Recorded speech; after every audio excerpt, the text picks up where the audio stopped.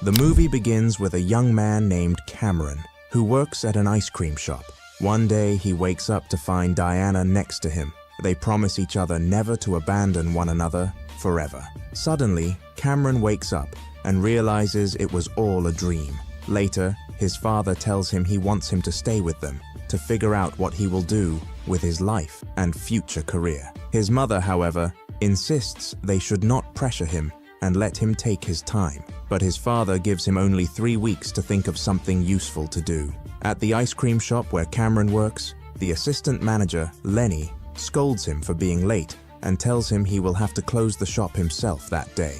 Cameron explains he can't stay late because he has an appointment with Diana. Lenny doesn't believe him and mocks the idea, doubting Cameron even knows Diana. Meanwhile, a strange woman named Victoria appears standing in front of the neighbor's house. After Cameron finishes work, his colleague complains about having to close the shop late because of him. She asks if he really has an appointment with Diana, or if he's lying. He assures her he has known Diana for a long time. They used to talk a lot, and they share a strong bond. On his way home, Cameron passes by Diana sitting alone in front of her house. Suddenly, Jason and Chad appear and accuse him of taking pictures of her without her permission. They take his phone and throw it away. Diana intervenes before a fight breaks out and asks what is going on. Chad claims they saw Cameron taking pictures of her without her consent. Cameron denies it and goes to retrieve his phone to prove his innocence, but a passing car runs over it, breaking it.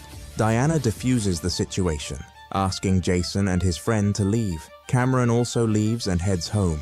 That night, Cameron sees Victoria at the neighbor's house and realizes she notices him watching her through the window.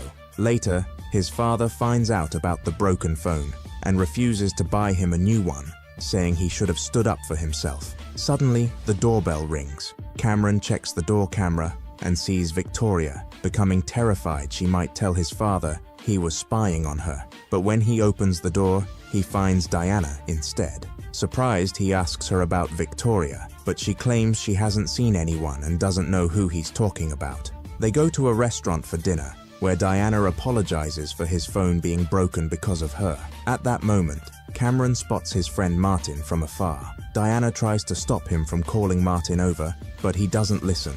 When Martin joins them, he becomes nervous talking to Diana and quickly leaves. Diana becomes upset with Cameron, who apologizes, not understanding what he did wrong. She explains that Martin was her friend but abandoned her during her graduation party, and she still doesn't know why he did that. To comfort her, Cameron assures her that if he were her friend, he would never abandon her. They continue talking for a while, but suddenly, Victoria appears in the hallway near the house in a strange manner. Cameron quickly excuses himself from Diana and runs to his room. He looks out the window at Victoria, who is staring back at him. Frightened, he closes the window quickly. When he looks again, he finds her inside his room. Terrified, he apologizes for spying on her through the window, explaining he was used to seeing Miss Carpenter in the apartment but hasn't seen her for a while. Victoria tells him she will stay in her house for a few weeks before leaving. Cameron asks her to leave before anyone sees her, but she threatens to tell his father unless he drives her around the city. Afraid, he agrees and drives her around. Eventually, she stops him, takes his car keys, and tells him to wait until she returns. She enters a building where a man welcomes her. When she takes too long, Cameron gets out of the car to check on her and peeks through the window, witnessing something shocking. He rushes back to his car, but a man emerges from the building, bleeding profusely and begging Cameron for help. The man leaves bloodstains on the car window. Suddenly, Victoria appears behind the man, bites his neck, and kills him. She gets into the car with Cameron, who is horrified by what he just witnessed. It becomes clear that Victoria is a vampire. She tells Cameron that he must accompany her wherever she goes, or she will kill him. After they return home, she tells him he must trust her, and then leaves. The next day, Cameron's father notices blood on the car and asks him about it. Victoria arrives at that moment and explains that Cameron hit a deer on the road. She also tells his father she knows Cameron hasn't paid his car insurance and offers to pay it all if he drives her to her destinations every day. Cameron protests, but his father sees no problem with it. Later, Martin approaches Cameron, asking him to reconcile with Diana because he doesn't know how to handle the situation. Martin then goes to Diana, asking for forgiveness and another chance. That night, Cameron takes Victoria to another location and waits in the car for her return. After some time, he sees a body being thrown near the car, leaving him shocked and unsure of what to do. Victoria returns to the car with blood on her hands, drinking it. Before they return home, she makes Cameron thoroughly clean the car of blood. At home, Cameron is terrified. While in bed, he finds Victoria next to him. She tells him why she is in the city. She reveals she is 247 years old, and in 1890, a group of vampires killed her lover because he refused to join them. And you know that a large number of that group traveled to America, and only a few of them remain in this city. She came to take revenge on them and kill them. When Cameron finds out that the ones she's killing aren't human, he tells her she should have told him from the start and informed him. One day, Lenny sees Cameron sitting alone with Diana in a restaurant and can't believe what he's seeing. On the same night, Cameron asks Victoria how many people in the city she is supposed to kill. She tells him there's one she'll finish off tonight and another one she hasn't found yet. This one is the one who killed her lover and is the leader of the group. She promises him that she'll kill him in a brutal way and make him suffer before he dies. They arrive at the location and Victoria asks him to wait for her in the car as always. But Cameron insists on going with her this time. He enters the building with her. At that moment, Victoria goes to eliminate her target. When the man sees Cameron, he shoots him from a distance, causing him to fall to the ground. Victoria attacks the man, bites his neck, and kills him. Afterward, she checks on Cameron, who tells her he was pretending to be hit by the bullet to distract the vampire. She warns him that he must listen to her, as he could have died. Before they part ways, he tells her he can't go anywhere with her tomorrow because he has an appointment with his friend Martin and Diana. She agrees and tells him it's no problem. The next day, Liz invites him to a musical concert because her friends are performing in it. Cameron refuses, saying he's very busy these days. Later, we see Cameron sitting in a restaurant with Martin and Diana. They reminisce about college days, and he jokes about how Martin was terrible at baseball. At one point, Diana excuses herself to go to the bathroom.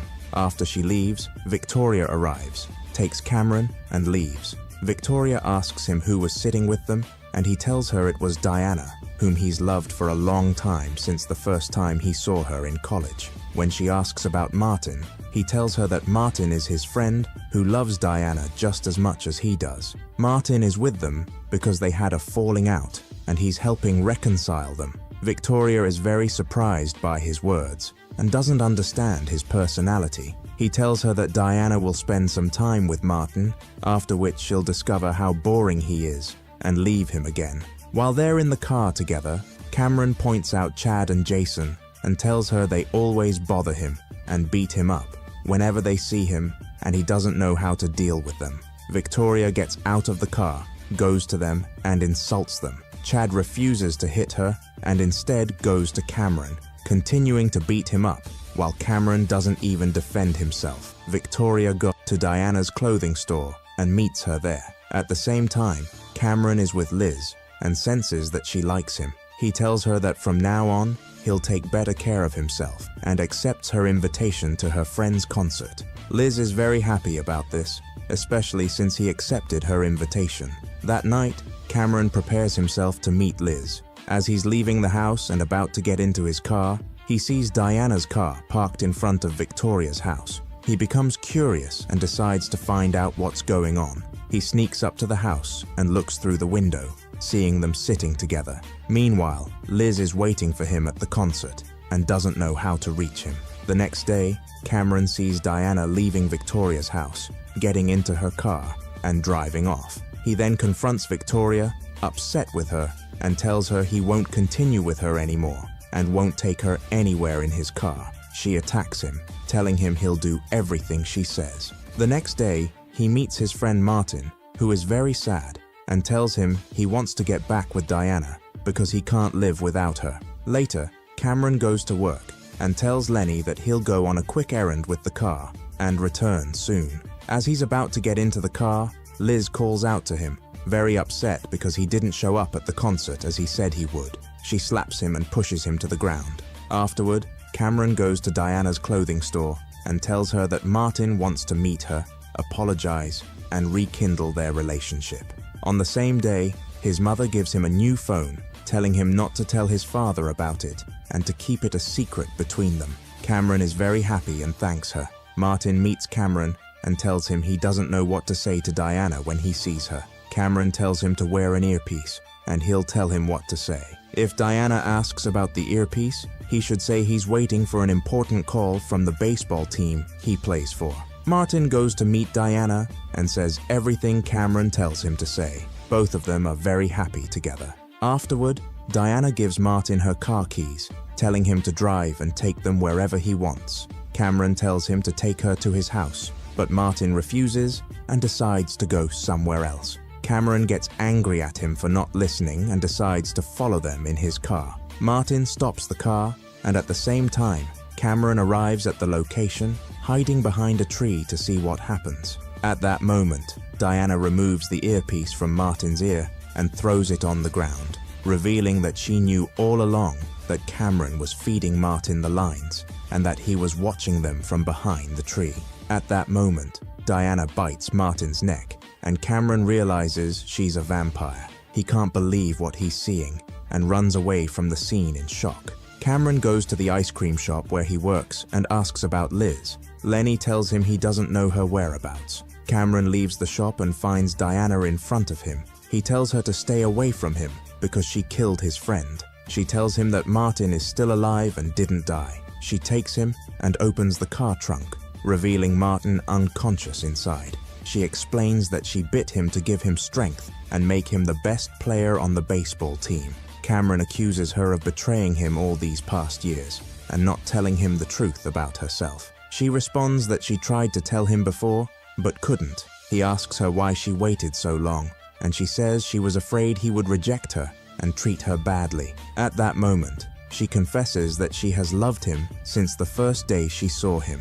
Cameron struggles to process what he's hearing. She also tells him that she didn't want to love him or get involved with any humans because everyone she cared about and loved ended up dying. She explains that she kept her distance because she was sure it wouldn't work out due to her nature being different from humans. Meanwhile, Lenny is observing them and overhears everything Diana says to Cameron. Later that same night, Victoria meets Cameron and tells him that she didn't know Diana was a vampire. When she found out, she didn't tell him to avoid shocking him since he wouldn't believe her. She reveals that the vampire he's been searching for all this time and wants to kill is Diana. She tells him she will take him hostage until Diana comes to rescue him. At that moment, Diana arrives at the house. Suddenly, Lenny confronts her and says he knows her true nature and will expose her to everyone. Diana gets angry, attacks him, and drinks his blood. Afterward, she and Martin break into the house, leading to a fight between her and Victoria. Diana initially loses the fight, but Cameron intervenes and saves her. Victoria grabs a knife and attacks Diana, but it doesn't harm her. Diana then strikes Victoria, throws her to the ground, and tells her she needs to listen to the whole story to understand what really happened a century ago. Diana explains that their leader was a very evil person, and all she ever wanted was to escape and get away from him. When she met Victoria's lover, she told him she wanted to run away. He promised to save her and gave her some of his blood. When the leader found out what happened, he killed Victoria's lover. Upon hearing this, Victoria apologizes to Diana because she wasn't responsible for her lover's death. She's happy to have found someone kind like Diana and expresses her wish for them to live together in peace in the future. They all bid farewell. Diana tells Cameron that she has to leave so he can live his life. She and the others get in the car and leave him alone. The next day, Cameron tells his parents that he wants to become a famous writer and will focus on writing vampire stories. He then goes to the ice cream shop and meets Liz. He apologizes to her and explains everything that happened recently. Liz doesn't believe a word he says, but accepts his apology and decides to continue being with him. And with that, we reach the end of the movie. Thank you for watching, and goodbye, my friend.